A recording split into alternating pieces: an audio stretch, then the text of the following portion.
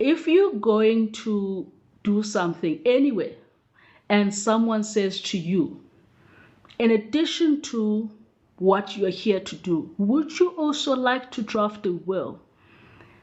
If you want to, do not allow the person to do that as you're sitting there at that point in time.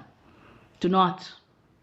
Because when have you taken the time to think about your affairs? When have you taken the time to really understand and think about your family dynamics? When? This is obviously a life-changing decision, which is going to take effect as soon as you are not there, you cannot speak for yourself. So it's not something that you can do in passing.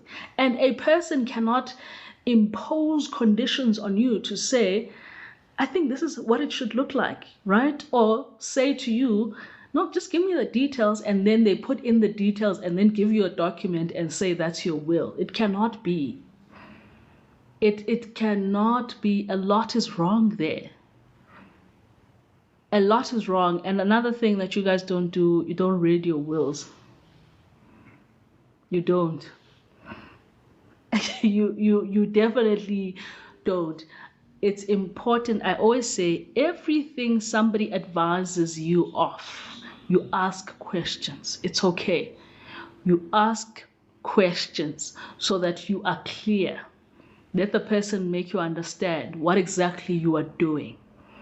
A lot of you don't ask questions. You ask. Somebody says to you, redirect your life policy to your estate. Ask them why. Redirecting a life policy that could have had a beneficiary is a big deal. If you already had a beneficiary there and you wanted that beneficiary to get the money, is there a reason you're now redirecting it to your estate? Let them explain it to you. And I'm just going to say one thing that I saw based on this, and this is the only thing I'm going to share with you. One person was told, and they didn't know this until they brought their will to us to say, can you just have a look here? I don't know. It's one of those things, drafted the will in passing. One person was given the exact advice that I'm talking about here, that they must redirect their will, their policy to the will.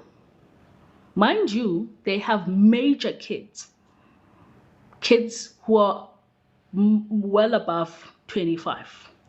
And when I spoke to the person, these children, so to speak, they are okay. But they were advised to redirect the life policy that they were going to give to those kids in equal shares to their estate. And they also have a fully paid property. So now the question is, why were you given this kind of advice? Do you know? Then they were like, they don't know. In the will, part of the conditions came up to say that whoever was nominated there as the executor was going to get a percentage of the money coming from that life policy. So it was clear that the reason that advice came was because that person wanted to get a piece of the pie, and so they were not going to get it if that policy was not redirected. Ask questions. That's your last mouthpiece. Guys, ask questions. Read, understand, think.